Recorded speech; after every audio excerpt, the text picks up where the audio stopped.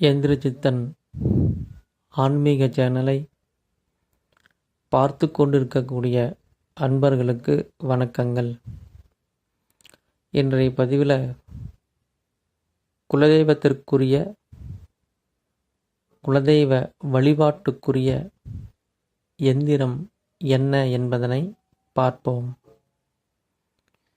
இதற்கு தேவையானது ஒரு நல்ல செப்புத்தகடு, 6க்கு 6 அளவுள்ள செப்புத்தகடு. இந்த செப்புத்தகட்டை எடுத்துக்கொண்டு நம்ம என்ன எழுதணும் அப்படின்னா, 4 வாயில், 4 பக்கமும் 4 வாயில் வரைஞ்சிக்கணும் முதல்ல. அதன் பிறகு ஒரு வட்டம் வரைஞ்சிக்கணும். வட்டத்துக்குள்ள ஒரு அருங்கோணத்தை வரைஞ்சிக்கணும். இந்த அமைப்பு குலதெய்வ எந்திரத்திற்குரிய அமைப்பு. இப்போ ஆண் சாமியாக இருந்தால் ஹாம் அப்படிங்கிற மந்திரத்தை நம்ம எழுதிக்கணும். உதாரணமாக என்னுடைய குலதெய்வம் முனீஸ்வரன் அப்படின்னா ஹோம் ஹாம் முனீஸ்வராஜ நமஹா அப்படின்னு எந்திரத்துக்கு நடுவில் இருக்கக்கூடிய அந்த அருங்கோணத்துக்குள்ளே எழுதிக்கணும்.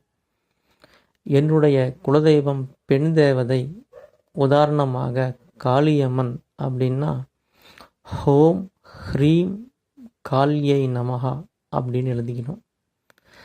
இப்படி எழுதிக்கிட்ட பிறகு அந்த எந்திரத்தை எப்படி சுத்தி பண்ணணும் அப்படிங்கிறத பற்றி நம்ம முன்னாடி வீடியோவில் சொல்லியிருப்போம். அந்த மாதிரி எந்திரத்தை சுத்தம் பண்ணிவிட்டு எந்திரங்களுக்கு அபிஷேகம் செஞ்ச பிறகு உள்ளே நம்ம எழுதியிருக்கக்கூடிய அந்த மந்திரத்தை முடிஞ்சளவு நாம் ஜபம் பண்ணணும். நம்ம வீட்டு பூஜை அறையில் ஒரு தட்டில் பட்டு துணி வச்சு அதுக்கு மேலே இந்த எந்திரத்தை வைத்து சந்தனம், குங்குமம், ஜவ்வாது இதெல்லாம் அந்த எந்திரத்துக்கு பொட்டு வச்சு உள்ளே எழுதியிருக்கக்கூடிய அந்த மந்திரத்தை முடிந்தளவு நாம் ஜபம் பண்ணலாம்.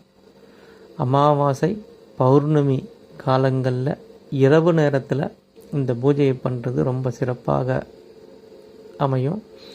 நல்ல பலனையும் தரும். குலதெய்வம் நம்முடைய வீட்டிற்கு வந்து நமக்கு துணை செய்யும். இது ஒரு சிறப்புக்குரிய ஒரு இரகசியமான வழிபாட்டு முறை. அனைவரும் செய்து பயனடையும்படி அன்போடு கேட்டுக்கொள்கிறேன்.